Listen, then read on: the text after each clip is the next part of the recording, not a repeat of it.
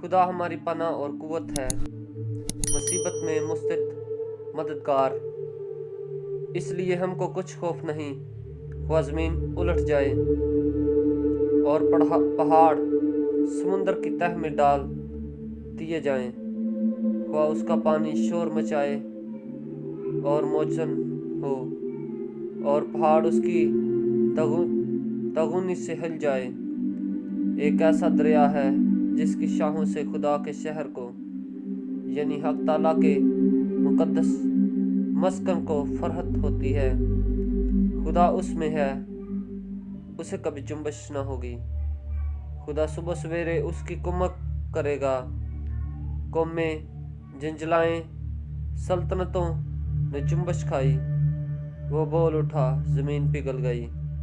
لشکروں کا خدا ہمارے ساتھ ہے، یعقوب کا خدا ہمارے پناہ ہے۔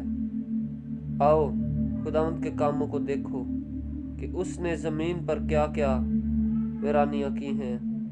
وہ زمین کے انتہا تک جنگ موقوف کراتا ہے، وہ کمان کو توڑتا اور نیزے کے ٹکڑے کر ڈالتا ہے، وہ رتھوں کو آگ سے جلا دیتا ہے۔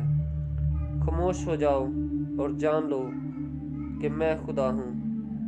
میں قوموں کے درمیان سر بلند ہوں گا، میں ساری زمین پر سر بلند ہوں گا۔ لشکروں کا خداوند ہمارے ساتھ ہے، یعقوب کا خدا ہماری پناہ ہے۔ آمین۔